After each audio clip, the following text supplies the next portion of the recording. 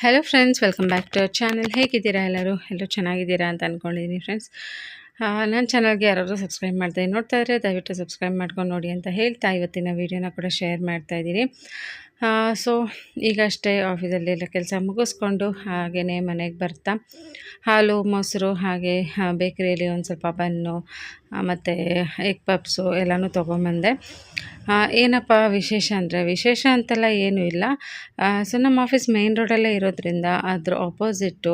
So ಅದು ring ರೋಡಲ್ಲಿ ಅಷ್ಟು ಅಂಗಡಿಗಳು ಇರೋದಿಲ್ಲ ಅಲ್ಲ, ಏನಾದರೂ ಹೋಗ್ಬೇಕಂದ್ರೆ ತುಂಬ ದೂರ ಹೋಗಬೇಕಾಗತ್ತೆ.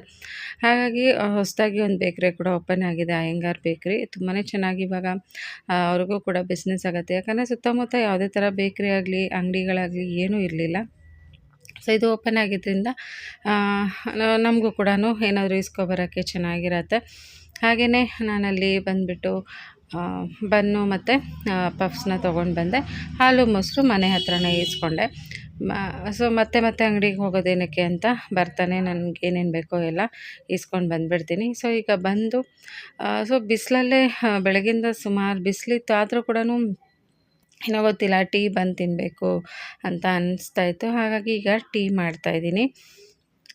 ಸೊ ಇದೇ ರೀತಿ ನಾನು ಟೀ ಮಾಡೋದು ಇದೇ ಥರನೇ. ಅಂದರೆ ಹಾಲು ನಾನು ಅದೇ ಲೆಕ್ಕ ಹಾಕಿ ಮಾಡೋವಂಥದ್ದು, ಅಳತೆ ಸಿಗೋದಿಲ್ಲ. ಇಲ್ಲಾಂದರೆ ಇವಾಗ ನೀವು ಹೀಗೆ ಮಾಡ್ತೀರಾ ಅಂತ ನಂಗೆ ಕಮೆಂಟ್ ಮಾಡಿ. ಹೇಗೆ ಅಂತಂದರೆ ಇವಾಗ 1 ಲೋಟ ಟೀ ಮಾಡ್ತೀನಿ ಅಂತಂದರೆ 1 ಲೋಟ 1/4 ಲೋಟದಷ್ಟು ಹಾಲು ಹಾಕ್ಕೊಂಡಿರ್ತೀನಿ, ಒಂದು ಅರ್ಧ ಲೋಟದಷ್ಟು ನೀರು ಹಾಕ್ತೀನಿ. ಅದು ಚೆನ್ನಾಗಿ ಕುದಿದಾದಮೇಲೆ 1 ಲೋಟಕ್ಕೆ ಬರುತ್ತೆ. ಅದೇ ಥರ ಇವಾಗ ಒಂದು 4 ಜನಕ್ಕೆ ಮಾಡಬೇಕು ಅಂತಂದಾಗ 2 ಲೋಟ ಹಾಲು 2 ಲೋಟ ನೀರು ಆ ಥರ ಹಾಕಿರ್ತೀನಿ. ಆವಾಗ ಕರೆಕ್ಟಾಗಿ ಬರುತ್ತೆ 4 ಜನಕ್ಕೆ ಅನ್ನೋ ಥರ. ನೀರು ಕೆಲವೊಂದು ಟೈಮು ನೋಡಿಕೊಂಡು ನೀರನ್ನು ಹಾಕ್ಕೊಳ್ತೀನಿ. ಸೊ ಗಟ್ಟಿ ಬೆತ್ತು ತೀರಾ ಗಟ್ಟಿಯಾಗಿದ್ರೂ ಟೀ ಚೆನ್ನಾಗಿರೋದಿಲ್ಲ, ಹಾಗಂತ ನೀರಾಗಿದ್ದರೂ ಚೆನ್ನಾಗಿರೋದಿಲ್ಲ. ನೋಡಿಕೊಂಡು ಹದವಾಗಿ ಮಾಡಿಕೊಂಡ್ರೆ ಟೀ ಚೆನ್ನಾಗಿರುತ್ತೆ. ಸೊ ನೀರನ್ನು ನೋಡಿಕೊಂಡು ಹಾಕ್ಕೊಳ್ತೀನಿ. ಸೊ ಇವಾಗ ಟೀನ ಮಾಡ್ತಾಯಿದ್ದೀನಿ. ಇನ್ನೂ ಸ್ವಲ್ಪ ಹಬ್ಬದ ಕ್ಲೀನಿಂಗ್ ಎಲ್ಲ ಮಾಡಬೇಕು. ಹಬ್ಬದ ಕ್ಲೀನಿಂಗು ಇನ್ನೂ ಸ್ಟಾರ್ಟ್ ಮಾಡಿಲ್ಲ ನನಗೂ ಟೈಮ್ ಬೇರೆ ಇಲ್ಲ ಅಲ್ಲ. ಸೊ ಮಂಡೆಯಿಂದ ಸ್ಯಾಟರ್ಡೇವರೆಗೂ ಆಫೀಸು ಕೆಲಸ ಅಂತ ಇರ್ತೀನಿ. ಮನೆಗೆ ಬಂದು ಎಷ್ಟು ಆಗುತ್ತೋ ಅಷ್ಟು ಕೆಲಸನ ಮಾಡ್ಕೋತೀನಿ. ಇನ್ನು ನನಗೆ ಸಿಗೋದು ಸಂಡೇ ಮಾತ್ರನೇ. ಸೊ ಸಂಡೇ ಈ ವಾರ ಎಲ್ಲ ಫುಲ್ಲು ಕ್ಲೀನಿಂಗ್ ಮಾಡೋಣ ಅಂತ ಅಂದ್ಕೊಂಡಿದ್ದೀನಿ. ಮೀನ್ವೈಲ್ ಈಗ ಟೀ ಎಲ್ಲ ಕುಡ್ದಾದ್ಮೇಲೆ ಒಂದು ಸ್ವಲ್ಪ ಹೊತ್ತು ರೆಸ್ಟ್ ಮಾಡಿಬಿಟ್ಟು ಇವಾಗ ನಾನು ಅಡುಗೆನ ಸ್ಟಾರ್ಟ್ ಮಾಡ್ಕೊಂಡಿದ್ದೀನಿ. ಸೊ ವೆರಿ ಸಿಂಪಲ್ ಅಡುಗೆ. ಏನಪ್ಪ ಅಂದರೆ ಟೊಮೆಟೊ ರಸಮ್ನ ಮಾಡ್ತಾಯಿದ್ದೀನಿ. ತುಂಬ ಈಸಿ ಅಂದರೆ ಈಸಿ. ಒಂದು 4 ಟೊಮೆಟೊ ಕಟ್ ಮಾಡಿ ಹಾಕ್ಕೊಳ್ಳೋದು, 1 ಈರುಳ್ಳಿ, ಒಂದು 4 ಹಸಿರು ಮೆಣಸಿನ್ಕಾಯಿ ಅಷ್ಟೇ. ಇವಿಷ್ಟನ್ನು ಕುಕ್ಕರಲ್ಲಿ ಚೆನ್ನಾಗಿ ಕೂಗಿಸ್ಕೋಬೇಕು, ಅಂದರೆ ಕುಕ್ಕರಲ್ಲಿ ಬೇಯಿಸ್ಕೊಳ್ತಾ ಇದ್ದೀನಿ.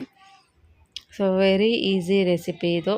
ಸಂಜೆ ಟೈಮು ಏನು ಮಾಡೋದು, ದಿನ ಇದೇ ಹಿಂಸೆ. ಬೆಳಗ್ಗೆ ಎದ್ದರೆ ಏನು ಮಾಡೋದು, ಸಂಜೆಗೆ ಏನು ಮಾಡೋದು, ಇದೇ ದೊಡ್ಡ ಹಿಂಸೆ ಆಗಿಬಿಡತ್ತೆ. ಮನೇಲಿ ಏನಾದರೂ ಸಾಂಬಾರು ಮಾಡಿಬಿಟ್ರೆ ಅದಕ್ಕೆ ತಲೆ ಕೆಟ್ಟೋಗಿ ಒಂದೊಂದು ಸಲ ಬೆಳಗ್ಗೆ ಹೊತ್ತು ಸಾಂಬಾರು ಮಾಡ್ತೀನಿ. ಆದರೆ ಇವಾಗಿರೋ ಬಿಸಿಲಿಗೆ ಹೆಂಗಿದೆ ಅಂತಂದರೆ ಆ ಬಿಸಿಲಿಗೆ ಏನೇ ಒಂದು ಬೇಳೆ ಸಾಂಬಾರೆಲ್ಲ ಉಳಿಯೋದು ಒಂಥರ ಇರೋದೇ ಇಲ್ಲ, ಹೋಗಿಬಿಡುತ್ತೆ ಬೇಗ. ಇರೋದೇ ಇಲ್ಲ ಮೊದಲಿನ ಥರ ಎಲ್ಲನೂ ಆ ಥರ ಆಗಿದೆ. ಹಾಗೆಯೇ ನಾನು ಇಂಡಸ್ ವ್ಯಾಲಿಯಿಂದ ಇದನ್ನು ಕೂಡ ತರಿಸಿದ್ದೆ, ಸಾಸ್ ಪ್ಯಾನ್ನ ತರಿಸಿದ್ದೆ ಅಂತ ಹೇಳಿದ್ನಲ್ವ. ಸೊ ಅವತ್ತು ಸರಿಯಾಗಿ ತೋರ್ಸೋಕ್ಕಾಗಿರಲಿಲ್ಲ. ನಾನು ಯೂಸ್ ಮಾಡಿದಂಥ ಕುಕ್ಕರು ಅಷ್ಟೇ ಇಂಡಸ್ ವ್ಯಾಲಿಯಿಂದ ತರಿಸಿದ್ದು. ಹಾಗೆ ಸಾಸ್ ಪ್ಯಾನ್ ಏನಿದೆ ಇದು ಕೂಡ ಅಷ್ಟೇ ಇಂಡಸ್ ವ್ಯಾಲಿಯಿಂದ ತರಿಸಿದ್ದು. ಸೊ ಫ್ರೆಂಡ್ಸ್, ನಿಮಗೂ ಏನಾದರೂ ಬೇಕು ಇಂಡಸ್ ವ್ಯಾಲಿ ಕಡೆಯಿಂದ ಅವ್ರ ಹತ್ರ ಪ್ರಾಡಕ್ಟ್ ತೊಗೋಬೇಕು ಅಂತಂದರೆ ಲಿಂಕನ್ನು ಡಿಸ್ಕ್ರಿಪ್ಷನ್ ಬಾಕ್ಸಲ್ಲಿ ಹಾಕಿರ್ತೀನಿ, ನೋಡಿ ಅವ್ರ ಹತ್ರ ನೀವು ಹೋಗಿ ಪರ್ಚೇಸ್ ಮಾಡಿ. ನನ್ನ ಕೂಪನ್ ಕೋಡ್ ಯೂಸ್ ಮಾಡಿದ್ರೆ ನಿಮಗೆ 20% ಡಿಸ್ಕೌಂಟ್ ಕೂಡ ಸಿಗುತ್ತೆ. 12% ಡಿಸ್ಕೌಂಟ್ ಕೂಡ ಸಿಗುತ್ತೆ. ಸೊ 12% ಡಿಸ್ಕೌಂಟ್ ಸಿಕ್ಕಿದಾಗ ನೀವು ಏನು ಬೇಕಾದ್ರೂ ಅದರಲ್ಲಿ ತೊಗೊಬೋದು. ಇದೊಂದೇ ಅಲ್ಲ, ಕಾಸ್ಟ್ ಐರನ್ ಆಗಿರ್ಬೋದು, ಸುಮಾರು ಸ್ಟೇನ್ಲೆಸ್ ಸ್ಟೀಲು, ಟ್ರೈಪ್ಲೈ ಇದು ಎಲ್ಲನೂ ಅವ್ರ ಹತ್ರ ಸಿಗುತ್ತೆ. ನೀವಲ್ಲಿ ಶಾಪಿಂಗ್ ಮಾಡಿ ತೊಗೋಬೋದು. ಸೊ ಈಗ ಏನಪ್ಪ ಇದು ಸಾಸ್ ಪ್ಯಾನಲ್ಲಿ ಅನ್ನ ಮಾಡ್ತಾಯಿದ್ದೀನಿ ಅಂದ್ಕೊಳ್ತೀರಾ ಫ್ರೆಂಡ್ಸ್. ನನಗೇನೋ ಗೊತ್ತಿಲ್ಲ, ಇವತ್ತು ಸಾಸ್ ಪ್ಯಾನಲ್ಲಿ ಅನ್ನ ಮಾಡೋಣ ಅಂತ ಅನ್ನಿಸ್ತಿತ್ತು. ಯಾವಾಗಲೂ ಇದರಲ್ಲಿ ಹಾಲು ಕಾಯಿಸ್ತಾರೆ ಅಥವಾ ಪಾಯಸ ಏನಾದರೂ ಮಾಡ್ತಾರೆ, ಸಾಂಬಾರು ರಸಮ್ಮು ಈ ರೀತಿ ಮಾಡ್ಕೊಳ್ತಾರೆ. ಬಟ್ ನನಗೆ ಯಾಕೋ ಗೊತ್ತಿಲ್ಲ, ಇವತ್ತು ಇದರಲ್ಲಿ ಅನ್ನ ಮಾಡಬೇಕು ಅಂತ ಅನ್ನಿಸ್ತು. ಹಾಗಾಗಿ ಅಕ್ಕಿ ತೊಳೆದಿಟ್ಟಿದ್ದೀನಿ. ನೋಡೋಣ ಇದರಲ್ಲಿ ಅನ್ನ ಹೇಗಾಗುತ್ತೆ ಅಂತ ಹೇಳ್ಬಿಟ್ಟು. ಯಾಕಂದರೆ ಗ್ಲಾಸ್ ಲಿಟ್ ಎಲ್ಲ ಕೊಟ್ಟಿದ್ದಾರಲ್ವ. ಯಾವಾಗಲೂ ಸಾಸ್ ಪ್ಯಾನಲ್ಲಿ ಅದೇ ಮಾಡಬೇಕು ಇದೇ ಮಾಡಬೇಕಂತೇನಿಲ್ಲ, ನಮ್ಗೆ ಇಷ್ಟ ಬಂದಿದ್ದು ಮಾಡ್ಕೊಳ್ಳೋಣ ಅನ್ನೋ ಥರ ಒಂದು ನನಗೆ ಮೈಂಡ್ಸೆಟ್ಟು. ಸೊ ನೋಡೋಣ ಹೇಗಾಗತ್ತೆ ಅನ್ನೋ ಥರ. ಆ್ಯಕ್ಚುಲಿ ನಾನು ಇದರಲ್ಲಿ ಪಾಯಸನೇ ಮಾಡಬೇಕಂತ ಅಂದ್ಕೊಂಡಿದ್ದೆ, ಬಟ್ ಈ ಬೇಸಿಗೆಗೆ ಏನು ಬರೀ ಲಿಕ್ವಿಡ್ ಐಟಮೇ ಜಾಸ್ತಿ ತಿನ್ನೋದ್ರಿಂದ ಈ ಪಾಯಸ ಎಲ್ಲ ಮಕ್ಳು ಇಷ್ಟನೇ ಪಡೋದಿಲ್ಲ. ಯಾವಾಗಲಾದರೂ ಈ ಚಳಿಗಾಲದಲ್ಲಿ ಸ್ವಲ್ಪ ಬಿಸಿ ಬಿಸಿಯಾಗಿ ಮಾಡಿಕೊಟ್ರೆ ತಿಂತಾರೆ, ಇಲ್ಲ ಅಂತಂದರೆ ಬೇಸಿಗೆಗಾಲದಲ್ಲಂತೂ ಓನ್ಲಿ ಲಿಕ್ವಿಡ್ ಐಟಮ್ಸು, ಫ್ರೂಟ್ಸು ಇದೇ ಥರ ಜಾಸ್ತಿ ಅವ್ರಿಗಿಷ್ಟ ಆಗುತ್ತೆ. ಸೊ ಅನ್ನಾದರೂ ಮಾಡೋಣ ಅಂತ ಮಾಡ್ತಾಯಿದ್ದೀನಿ. ಅದ್ರ ಜೊತೆಗೆ ನೋಡಿ ಇಲ್ಲಿ ಬೇಳೆ ಎಲ್ಲ ಏನೂ ಹಾಕಿಲ್ಲ, ಜಸ್ಟ್ ಟೊಮೆಟೊ ಅದನ್ನೆಲ್ಲ ಬೇಯಿಸ್ಕೊಂಡಿದ್ನಲ್ವ, ಅದನ್ನು ಈಗ ರುಬ್ಕೊಳ್ಳೋದು, ಮಿಕ್ಸಿ ಮಾಡ್ಕೊಳ್ತೀನಿ. ಸೊ ಈ ರಸಮ್ ಯಾರಾದರೂ ಟ್ರೈ ಮಾಡಿಲ್ಲ ಅಂದರೆ ಒಂದು ಸಲ ಟ್ರೈ ಮಾಡ್ಬೋದು, ಚೆನ್ನಾಗಿರುತ್ತೆ ಟೇಸ್ಟ್ ಎಲ್ಲನೂ. ನಾವು ಹಸಿಮೆಣ್ಸಿನ್ಕಾಯಿ ಎಲ್ಲ ಬೇಯಿಸ್ಕೊಳ್ತೀವಲ್ಲ, ಅದೊಂಥರ ಟೇಸ್ಟು ಚೆನ್ನಾಗಿರುತ್ತೆ. ಹಾಗೆ ನೋಡಿ ನೋಡ್ತಾ ಅನ್ನ ಕೂಡ ಆಗ್ತಾ ಇದೆ. ಪರವಾಗಿಲ್ಲ, ಮತ್ತು ನಾನು ಇದರಲ್ಲಿ ಅನ್ನ ಮಾಡೋಕ್ಕೆ ಹೋಗೋದಿಲ್ಲ, ಯಾಕೋ ನನಗೆ ಸರಿ ಬಂದಿಲ್ಲ ಅನ್ನ ಮಾಡೋವಂಥದ್ದು. ಸೊ ನೋಡೋಣ ನೆಕ್ಸ್ಟ್ ಟೈಮು ಅಂತ ಹೇಳ್ಬಿಟ್ಟು ಇವಾಗ ಅದೇ ಕುಕ್ಕರ್ಗೆ ಒಂದು ಸ್ವಲ್ಪ ಆಯಿಲ್ನ ಹಾಕ್ಕೊಳ್ತೀನಿ. ಸೊ ಎಣ್ಣೆ ಎಲ್ಲ ಚೆನ್ನಾಗಿ ಕಾಯಬೇಕು. ಸೊ ಎಣ್ಣೆ ಎಲ್ಲ ಚೆನ್ನಾಗಿ ಕಾದ್ಮೇಲೆ ಇದಕ್ಕೆ ನಾವು ಒಗ್ಗರಣೆನ ಕೊಟ್ಕೊಳ್ಳೋಣ. ಸೊ ಈ ಒಂದು ಕುಕ್ಕರ್ಗಳು ಇಂಡಸ್ ವ್ಯಾಲಿಯಲ್ಲಿ ತುಂಬಾ ಚೆನ್ನಾಗಿದೆ ಫ್ರೆಂಡ್ಸ್. ವಿಷಲ್ ಬರೋ, ಯಾಕಂದರೆ ಉಕ್ಕಿ ಹೋಗೋದು ಇವೆಲ್ಲನೂ ಏನೂ ಆಗೋದಿಲ್ಲ ಇದರಲ್ಲಿ. ಚೆನ್ನಾಗಿದೆ, ನನಗಂತೂ ಇಷ್ಟ ಆಯಿತು. 5 ಲೀಟ್ರದ್ದಾಗಿರ್ಬೋದು 3 ಲೀಟ್ರದ್ದಾಗಿರ್ಬೋದು ಎರಡೂ ಚೆನ್ನಾಗಿದೆ.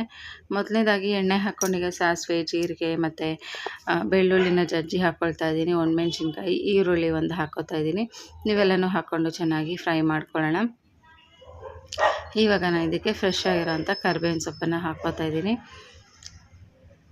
ಸೊ ಇದನ್ನು ಚೆನ್ನಾಗಿ ತಿರುಗಿಸ್ಕೊಳ್ಳೋಣ. ಸೊ ಇವಾಗ ಹಿಂಗನ್ನು ಹಾಕ್ತಾಯಿದ್ದೀನಿ. ಸೊ ಹಿಂಗೆ ನೋಡ್ಕೊಳ್ಳಿ, ಒಂದು ಚೂರು ಹಾಕ್ಕೊಂಡ್ರೆ ಸಾಕು. ಆ್ಯಕ್ಚುಲಿ ಬೆಳ್ಳುಳ್ಳಿ ಈರುಳ್ಳಿ ಹಾಕಿದ್ರೆ ಹಿಂಗೆ ಹಾಕೋ ನೆಸೆಸಿಟಿ ಏನಿಲ್ಲ, ಆಪ್ಷನಲ್ಲು. ಇವಾಗ ಒಂದು ಸ್ವಲ್ಪ ಈ ಅರಿಶಿನ ಕೂಡ ಹಾಕ್ಕೊತಾ ಇದ್ದೀನಿ. ಅರಿಶಿನ ಎಲ್ಲ ಹಾಕ್ಬಿಟ್ಟು ಒಂದು ರೌಂಡು ತಿರುಗಿಸ್ಕೊಡ್ತೀನಿ. ಇವಾಗ ಇದಕ್ಕೆ ನಾನು ಸಾಂಬಾರು ಪುಡಿ ಒಗ್ಗರಣೆಗೆ ಹಾಕ್ಕೊಬಿಡ್ತೀನಿ. 1 ಸ್ಪೂನ್ ಅಷ್ಟೇ ಸಾಂಬಾರು ಪುಡಿನ ಹಾಕ್ಕೊಂಡಿದ್ದೀನಿ. 1 ಸ್ಪೂನ್ ಸಾಂಬಾರು ಪುಡಿ ಒಗ್ಗರಣೆಲ್ಲ ಈಗ ಚೆನ್ನಾಗಿ ಫ್ರೈ ಮಾಡ್ಕೊತೀನಿ. ಚೆನ್ನಾಗಿ ಅಂದರೆ ಒಂದು ರೌಂಡ್ ಅಷ್ಟೇ. ಹಾಗೆಯೇ ಇವಾಗ ರುಬ್ಬಿರೋಂಥ ಮಸಾಲೆ ಏನಿದೆಯಲ್ಲ, ಈಗ ಒಂದು ಟೊಮೆಟೊ ಅದೆಲ್ಲನೂ ಅದನ್ನೀಗ ಹಾಕ್ಕೊಂಡು ನೀರು ನಮಗೆ ಎಷ್ಟು ಬೇಕೋ ಅಷ್ಟು ನೀರನ್ನು ನೋಡ್ಕೊಂಡು ಹಾಕ್ಕೊತಾ ಇದ್ದೀನಿ.